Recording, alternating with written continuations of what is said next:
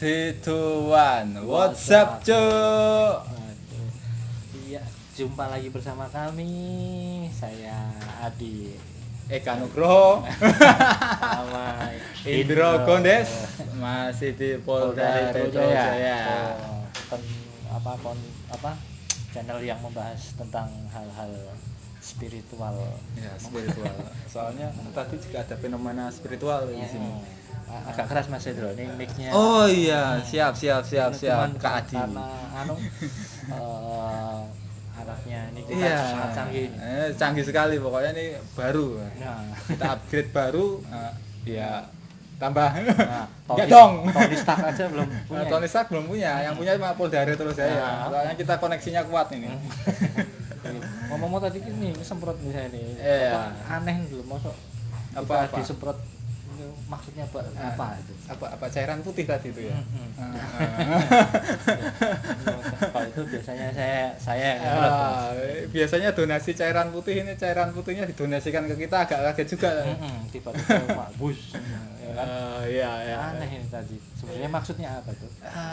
Itu mungkin maksudnya disinfektan ya, kayak gerbang portal disinfektan. Berarti saya ibaratnya coro ini tadi. Enggak juga sih.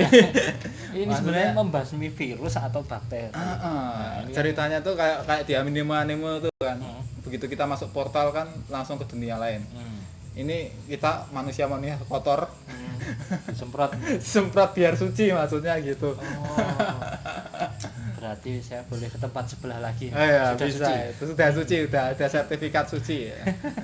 Enggak, ini tadi sebenarnya mungkin apa ya? Semacam salah ini ya mungkin ya. Iya. Kalau itu sebagian besar berpendapat berpikiran bahwa ketika kita masuk gerbang itu kita udah steril. Padahal tidak. Ada kan untuk sterilisasi kan prosesnya ada bermacam-macam gitu. Dari yang disemprotkan konsentrasinya berapa, apa kandungannya, itu fungsinya untuk membunuh bakteri atau virus yang seperti apa, kayak Bakteri gitu. atau virus seperti apa itu harus diketahui dulu. Memang kayak- kita cuci kan pakai bayin. Paham tidak Iya. Pak? Ini, Makanya juga kan kayak misalnya gini, yang untuk disinfektan ya. Ya. Untuk disinfektan itu kan ada konsentrasinya juga. Ketika kemarin kan sempat nih disinfektan habis nih. Yang untuk apa? Hand sanitizer. Hand sanitizer. Hand sanitizer. Hand stabilizer. Jadi Biar stabil lah. Kok ini? Terus. Itu kan juga konsentrasinya juga harus dihitung juga. Nah, ketika itu udah standar BPOM, itu insya Allah aman. Soalnya apa, standar BPOM. Nah, tapi ketika kemudian itu bikin sendiri dan ya dibagikan itu kan kita nggak tahu konsentrasinya udah teruji belum secara apa medis seperti itu. Iya. Miras saja oplosan bahaya. Apalagi ini semprot. Label Depkes itu ada fungsinya toh ya. Seperti itu kira-kira. Sebenarnya ini ya, karena kok disemprot itu sendiri kan tidak berpengaruh bagi virus sebenarnya. Iya, bisa dibilang seperti itu sih. Sama gini, ketika kita ngomong COVID, ini kan bisa dibilang Indonesia sedang perang lawan COVID ya ini ya.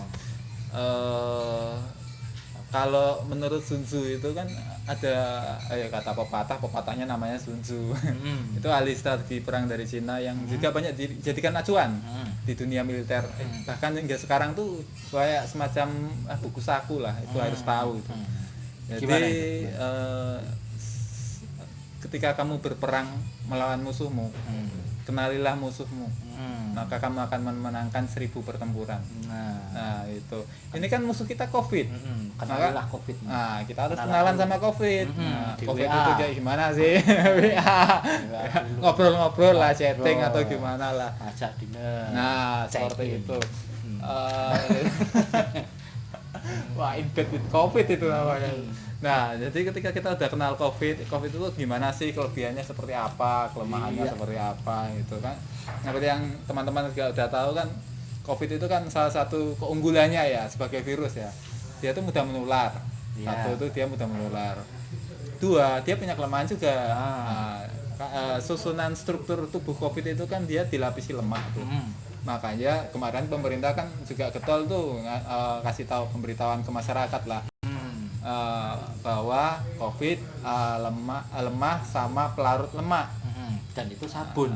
Sabun, deterjen. Sabun gitu. jangan digunakan untuk yang lain dulu saat ini. Sangat penting buat kebersihan Anda. Nah, itu satu. Terus yang kedua juga perlu diketahui bahwa udah nonton yang Dokter Indro, yang itu ahli virologi itu. Ya gimana itu Mas Adi itu yang udah dibaca? Kalau itu sih virus si COVID ini kan ya pada intinya misalkan di luar sama di sini beda. Iya. Jarak Beda banget. Masa hidupnya beda. Di udara sekian dia bisa hidup segini, di udara yang kayak tempat kita bisa hidup segini. Terus ya itu sih. Dan bisa sembuh sebenarnya. Iya benar, bisa sembuh sendiri juga itu. Untuk yang mereka yang tidak tergolong risti atau resiko tinggi. Risti itu ada teman saya cakep banget itu. Nah itu sebenarnya juga bisa sembuh sendiri gitu. Terus sama ya kalau mau dibandingin dengan Amerika sama di Italia itu kan berbeda kan. Berbeda. Soalnya di sana tuh suhunya kalau misalnya di Italia itu 6 derajat kalau menurut Dokter Indro tuh. Terus juga kalau yang di New York itu 12. Situ pernah New York kan? Bentar kemarin. Ambil tek lagu sama beli martabak. Iya, beli martabak ya. Di sini pada tutup kan, kayak sana dulu ambil penerbangan ke sana, terus beli martabak balik sini lagi. Untung pulang ke sini baru booming di sana COVID ya. Ya itu kalau di New York itu kan 12 derajat. AC aja kalau kita dalam AC ya di Indonesia ya, itu paling mentok di paling bawah kan cuma 18. Nah itu di sana 6 derajat sama 12. Jadi masa hidupnya lebih lama. Dia bisa hidup di udara terbuka dalam bentuk droplet itu bisa sampai 3 jam. 3 jam. Kalau di Indonesia dengan suhu yang rata-rata 25 sampai 30 derajat itu dia cuma bertahan 3 menit. 3 menit aja. Bahkan 1 menit kalau siang hari terik ya. Nah, pokoknya dia nggak tahan sama yang panas-panas. Cowok panas, cewek panas, aduh nggak tahan lagi dia. Pokoknya blingsatan lah itu. Nah seperti itu. Sebagai contoh yang paling mudah adalah Mas Adi pernah nyuci baju? Iya pernah. Nah kalau nyuci baju pas kosnya nggak kena sinar matahari gimana? Iya nggak kering-kering. Nggak kering-kering. Terus dampaknya, baunya? Jadi agak apek. Orang Jawa bilang apek. Apek ya gitu. Itu sedikit berbeda ketika kita jemur di matahari kan. Apek itu nggak ada. Nah itu hubungannya juga salah satunya adalah pengaruh sinar matahari, dalam hal ini adalah sinar UV sebagai disinfektan. Seperti itu. Jadi ya emang kita tuh ya bilang orang Indonesia tuh ya terberkahi lah ini. Punya sinar matahari bersinar terik sepanjang tahun seperti ini. Ya seperti itu kira-kira. Oh ya. Terima kasih atas laporannya. Siap. Oh ya tadi intermezzo dari kita tadi ya pengalaman mau ke sini sih tadi. Langsung dicerut-cerut. Semprot. Cairan putih apa nih? Untung nggak lengket. Untung bukan anu yang lain. Oke, kita mau bahas apa ini? Ini gini ya. Tadi itu Bung Rohadi Kwon itu yang kita ajak kolaps nggak mau itu. Sebagai juga ini informasi Bung Rohadi Kwon itu sebenarnya tuh analisisnya tajam sekali. Saya kagum sekali. Cuma ya itu diajak kolaps jiwanya hacker. Yang penting delik. Selain kecerdasannya itu juga anti mabuk ya. Anti mabuk juga ya. Berapa botol pun enggak. Coba lo Big Production nonton ini ya silakan panggil itu master. Facebooknya Rohadi Kwon. Rohadi Kwon. Kamu dicari. Big Production. Iya tadi ini masalah ini ya. Kembali ke COVID yang masukan dari Bung Rohadi tadi itu kan tentang ini narapidana yang dibebaskan. Iya. Ini kan sebenarnya aneh sih sebenarnya. Maksudnya piye ya dibebaskan juga belum waktunya. Kalau menurut saya nih pribadinya ini detektif Adi ini. Malah lebih aman kalau mereka di situ sebenarnya. Nggak pergi-pergi, nggak keluar-keluar, nggak Ya lebih sehat di situ sebenarnya kok dengan Covid-nya ini loh. Iya, bisa dibilang kayak tadi kan kampung-kampung kan pada karantina sendiri kan. Itu kan lebih baik malah Mereka kan karantina di dari sel. awal yang di situ gitu. Apalagi yang koruptor tuh lebih baik di situ. Terus Kamarnya beda, John. Soalnya saya jadi napi di situ koruptor ya mau dikasih fasilitas seperti itu.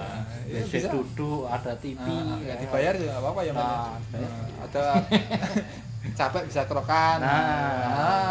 Paling nggak kan fasilitas kesehatan kerokan kan minimalis lah.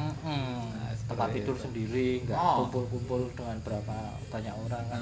Kayaknya nggak adil. Oke, kembali sini ya. Ya lebih baik sebenarnya tetap di situ sih. Karena ya itu tidak gampang tertular, karena dengan tertular kan repot juga kalau mereka keluar terus kembali ke tempat asal atau ke daerahnya sih, kan agak lebih berbahaya sebenarnya. Terus misalkan keluar ada berapa ribu kemarin? 30.000. 30.000 apa 3.000? 30. Ya itulah pokoknya. Ya. Silahkan cari detailnya. Untuk lapangan pekerjaan gimana? Mungkin lagi sulit juga dikeluarkan. Apakah nanti akan menambah angka kriminalitas? Itu kan menambah saingan saya. Saya aja mau merampok jadi gagal ini. Semakin jadi banyak saingan nih. Ya. Saya udah rencana ini mau bobol bank. Siap. Cuman ada saingan ribuan ini jadi gak jadi. Kalah. Saingan dunia keras ya. Udah kalah. Ada nih gimana sebenarnya menyikapi masalah ini? Sebenarnya kalau dari segi hukum ya, jadi ini juga tugasnya Kemenkumham juga untuk menjelaskan sebenarnya. Jadi sekarang istilahnya bukan penjara men, tapi adalah lembaga pemasyarakatan. Jadi kenapa dinamakan seperti itu, supaya teman-teman yang sebelumnya udah melakukan tindakan melawan hukum ini bisa kembali lagi ke masyarakat. Dimasyarakatkan kembali. Jadi salah satu fungsinya adalah seperti itu, supaya bisa diterima kembali ke masyarakat. Iya. Jadi tapi juga lembaga pemasyarakatan sendiri itu yang di Indonesia ini juga punya kendala juga. Salah satu permasalahannya adalah jumlah napi dengan jumlah lapas. Itu perbandingannya itu tahu sendiri kan, penuh. Satu sel aja saya pernah lihat ada yang dihuni berapa belas orang. Coba. Jadi kan mulat aja ngamblok temennya, malah gelut bisa berantem. Makanya juga ketika ada momen Covid ini bisa dibilang ya ini juga bisa momen dari pemerintah juga. Ini mungkin bisa lah kita kurangi lah itu. Jadi napi-napi yang masa tahanannya udah tinggal mau habis itu sebelum kalau masa tahanannya mau habis otomatis dia udah mendapatkan pendidikan dan pelatihan di lembaga pemasyarakatan. Jadi bisa lah itu dipulangkan, itu kembali ke keluarganya dan lain-lain gitu. Sama juga mereka yang masa tahanannya itu udah hampir habis itu bukan berarti mereka full di penjara lagi, full di lapas loh. Tapi juga mereka ada kayak semacam kalau untuk anak kuliah itu kerja magang. Nah, kayak misalnya yang saya PKL, jangan BCL, lain lagi, cakep tuh. Saya juga mau. Nah, itu ada yang tugas jaga tempat wisata, itu saya pernah lihat itu di NTB itu. Ada juga bikin kerajinan dan lain-lain di bengkel-bengkel yang itu punyanya lapas itu. Jadi juga ketika dikembalikan ke masyarakat mereka udah relatif siap, udah ada bekal gitu, seperti itu. Cuma ya itu tadi Covid kan urusannya. Ketika ini Covid ada nggak lapangan kerja? Lapangan kerja kan soalnya mengikuti demand. Padahal banyak pengurangan kerja. Jadi persaingannya udah keluar, bersaing lagi pula. Itu kan ada kekhawatiran kalau itu akan meningkatkan lagi angka kriminalitas. Soalnya kan kalau ditilik juga kan nggak semuanya melakukan kejahatan itu karena karena pengen nyolong, tapi juga karena keterpaksaan, kepepet, ekonomi itu. Kerja juga nyari kerja susah kan. Seperti itu. Makanya ini juga PR juga untuk pemerintah untuk pasca mereka memulangkan strateginya apa gitu. Apakah kan harus dipikirkan dulu apakah dari pemerintah sendiri harus menyiapkan lapangan kerja. Nah, seperti itu. Ini aja yang nganggur banyak banget, udah ada banyak misalkan dari kantor A atau apa-apa, ya pengurangan rata-rata hampir separuh karyawan ya. Separuh gitu. Separuh karyawan dipulangkan, dirumahkan, di PHK, ketambahan lagi ribuan ini kan. Ya benar, belum lagi yang dari warung-warung ya, yang mereka masuk UKM ya, kecil menengah gitu kan, pegawai-pegawainya itu kan ya bisa dibilang ya dia hidup dari UKM-nya itu. Misalnya warungnya tutup ya otomatis ya dia dirumahkan juga, dan yang punya warung nggak kuat gaji juga akhirnya. Jadi juga ini kan PR-nya banyak ini. Jadi ketika berurusan dengan COVID, kita nggak cuma masalah kesehatan aja, tapi juga masalah ekonomi itu juga sama Presiden Jokowi juga udah digarisbawahi. Second wave-nya dari COVID ini setelah masalah kesehatan, masalah ekonomi, ketenaga kerjaan, konflik horizontal harus disiapkan, harus dihindari seperti itu. Banyak jadi PR-nya itu. Iya, jadi ya ruwet sih sebenarnya. Jadi sebenarnya apa yang lebih susah dari apa